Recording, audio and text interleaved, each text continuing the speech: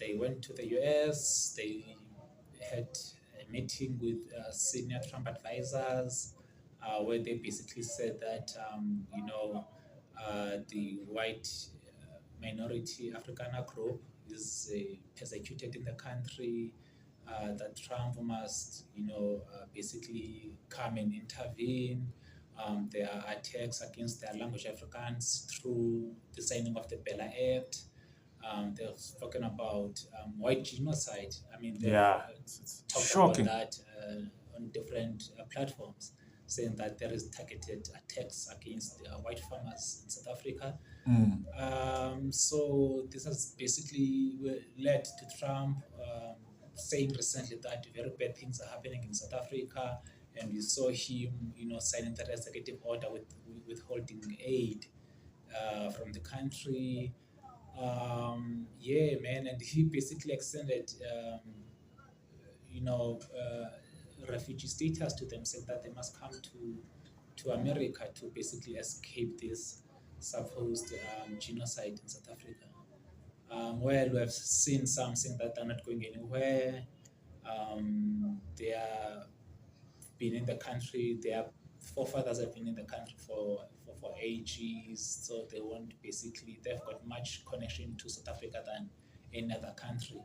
So, man, what happened is that also the recent meeting that Afriforum had in the White House, we saw them handing over a memorandum which basically states that they want to be resettled in the southern tip of South Africa, which is basically the Western Cape, right? Yes. Yeah, so they're talking about that. They're talking about the Afrikaans language. They're opposed to Bella. It's an attack against their culture, their language. So, I mean, it was interesting seeing Trump signing recently an executive order saying that English is the official language of. After saying that they must come there. After saying that they must come. So, I mean, these are people who really pride themselves in their language and culture. So, it will be interesting to see whether they will be able to assimilate and, ditch their language for English, So, yeah, man, crazy things have been happening over the past few weeks. But it's been also been interesting to see some white South Africans, calling Afriforum to order, something that we're not used to see. Exactly, man. I think they've really rubbed up people the wrong way. I think a large portion of the population has really been up in arms to say that, look, these guys are lying. There is no white genocide here. There are no targeted. There is no genocide against white farmers.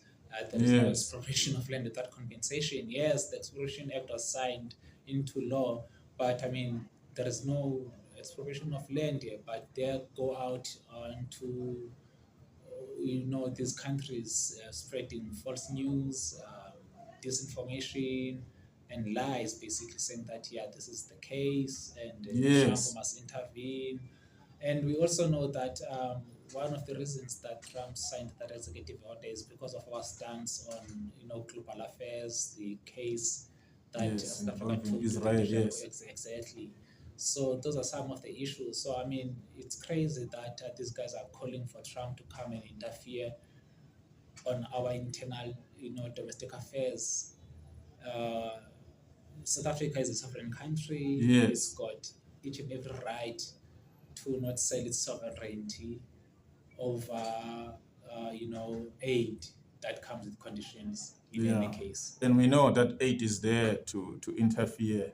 Exactly. I mean, these guys have governments and regime changes. Bringing aid to whip countries into line, to exploit them.